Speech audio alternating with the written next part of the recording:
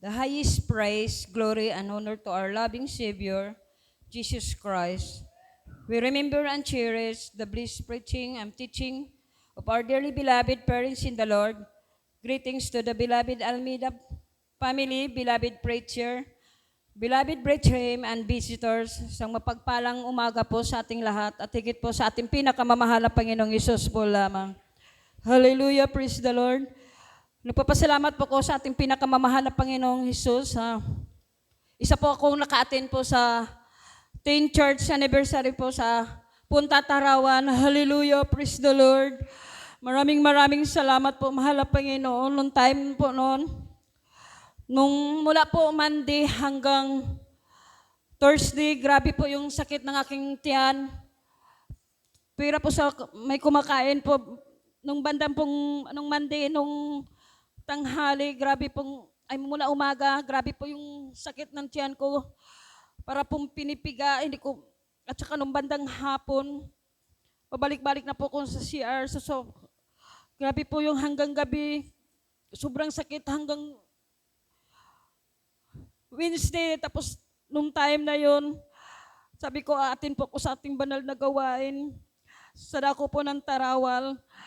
Sabi ko, mahal na Panginoon, kahit po masakit ang tiyan ko, dadalo po ako, alam ko pong pagagalingin mo po ko. Salamat po sa ating pinakamamahal na Panginoong Hesus. Nung Friday po, sa kahabagan at awa po, nawala po yung sakit ng aking tiyan. Hallelujah, praise the Lord. Nagpapasalamat po ko sa ating pinakamamahal na Panginoong Hesus sa mga pagpapala, mga pagsubok sa ating buhay, lalo na po sa mga pagsubok na dumating sa atin. Lalo po natin pasasalamatan. Hallelujah, noong time.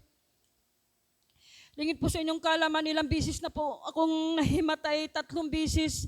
Yun na po ang pangalawang buhay ko noong time na yun, kasi so 3 bisis na po yung bigla na po akong nanghimatay. Akala ko po katapusan ko na po noong time, kasi noong time na yun, yung dila ko po, pumunta na po yun dito sa baba, dito na po sa bandang liig. Pero sa kahabagan po ng ating pinakamamahal na Panginoong Hesus, nandyan po, binigyan pa po niya akong pangalawang buhay. Hallelujah, hallelujah. Maraming salamat po sa ating pinakamamahal na Panginoong Hesus sa mga pagsubok, kahit po anong mga karamdaman na dumating sa atin. Lalo po natin siyang pasasalamatan. Hallelujah. Share ko po lang po sa inyo nung wala pa po ko dito sa banal na gawain. Isa po akong palibhasa, lumaki na mahirap lumaki na walang magulang noong time. Lumaki ka sa lansangan, lumaki ka sa sarili mo lang, ikaw lang ang bumubuhay noong time na yun. Nag-aral ka, minsan walang makain. Nandyan yung time na hindi mo na alam kung anong gagawin mo. Nang time na nalulung ka sa barkada, nandyan yung naging membro ng fraternity. Pero nandyan pa rin ang pag-iingat pa ng ating pinakamamahal na Panginoong Hesus. Hallelujah! Kasi po noong time, nasa dako po ng Mindanao, bilang anak, bilang aki, hindi mo alam kung anong kahinatnan mo. Kasi noong time na yon, grabing mga pagsubok, kasi mahirap pag lumaki na walang magulang. Nandyan yung makisalamuha ka sa lahat, nandyan kung ano-ano na nang pinapasukan mo, naging vendors ka, naging ano ka sa terminal, naging ano ka sa mga barko, naging vendors ka kung saan-saan na ano, yung mga kalsada na yan bilang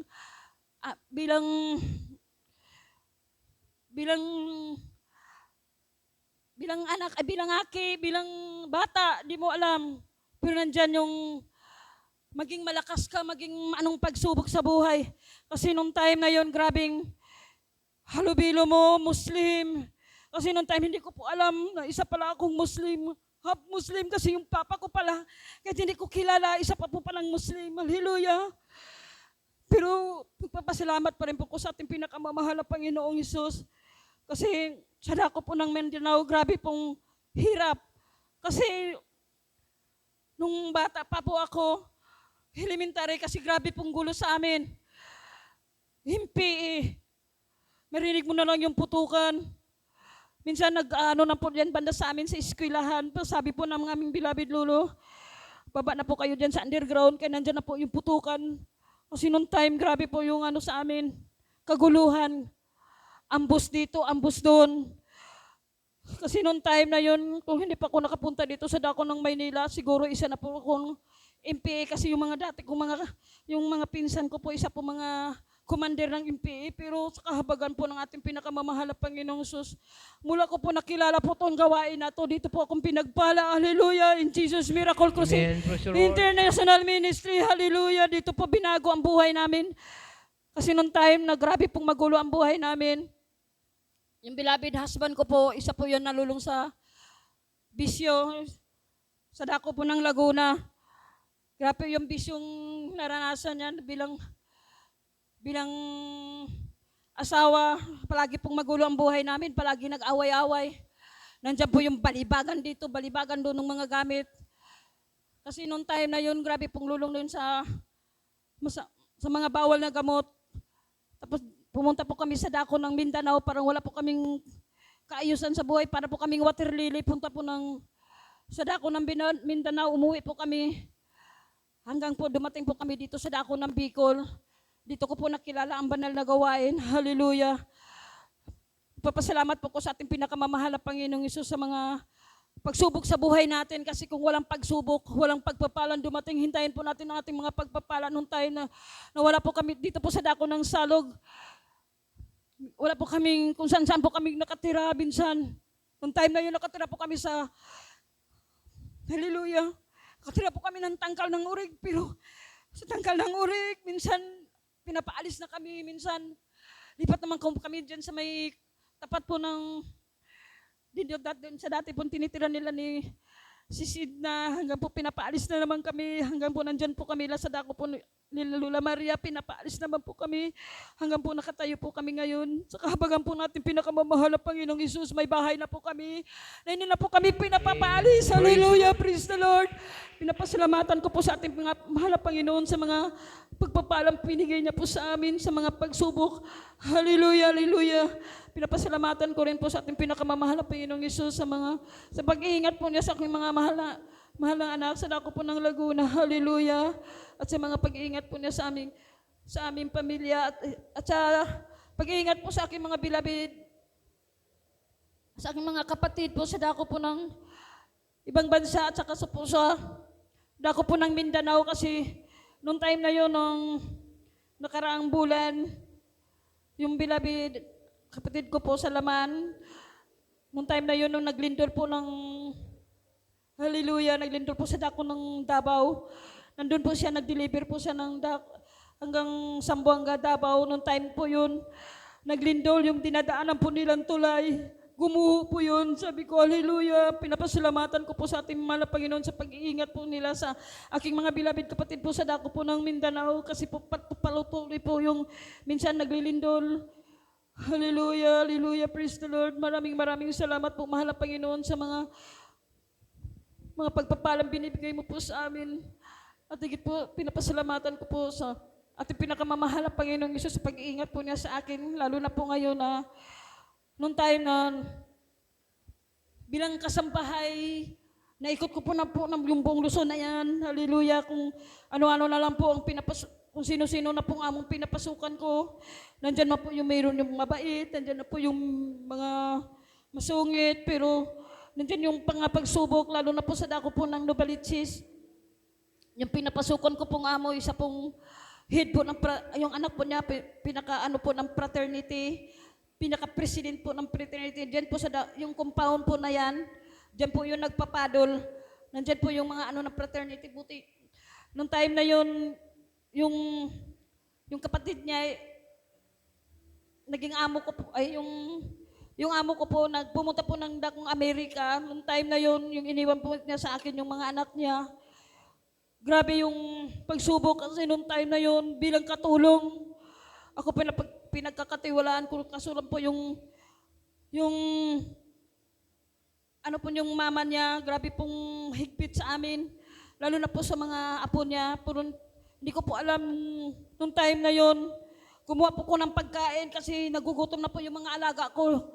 Hindi ko po alam na galit na galit po yun sa akin, kung ano-ano na pong dinuduro-duro po niya ako, anong karapatan mo bilang kasambahay na ikaw nangunguna dito. Sabi ko po, mami, kasi po nagugutom na po yung mga apo mo, hindi ko po alam, galit na, kung ano-ano na po na sinabi niya sa akin, wala kang karapatan sumagot bilang kasambahay, pero para po yung nag-init po yung bilang tao, nalilimutan mo po yung, hallelujah, nalilimutan mo po yung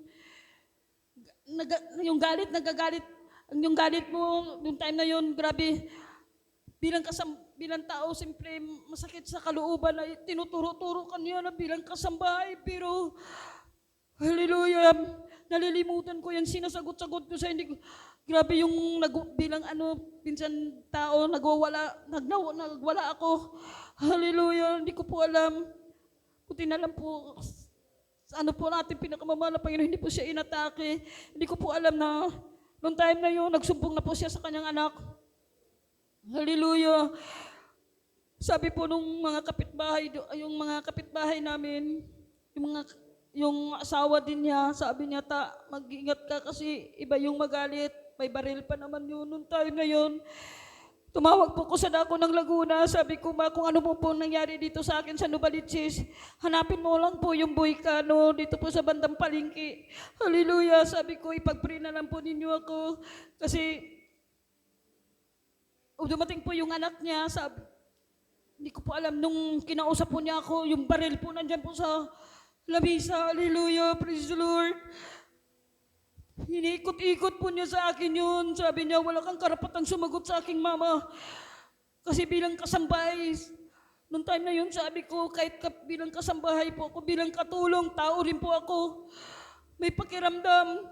Kasi yung mama mo po, grabe pong magsalita sa akin. Kung ano-ano na lang po, minumura ka. Pero sabi ko, kung ano mo sa akin, kuya, naghingi po ako ng tawad kasi nalilimutan ko po, pero hindi ko po alam, yung baril na po yun, inikot-ikot niya, akala ko po ipaputok niya sa akin, pero salamat po sa ating pinakamamahal na Panginoong Isus sa pag-iingat po niya sa akin. Hallelujah, hallelujah. Maraming salamat po sa ating mahal na Panginoong Isus sa mga pagsubok na yan, nalalampasan ko, mga pagpapala. Hallelujah, praise the Lord. Lahat po ng kapurihan, kapasalamatan ay tangis sa ating pinakamamahal na Panginoong Isus po lamang.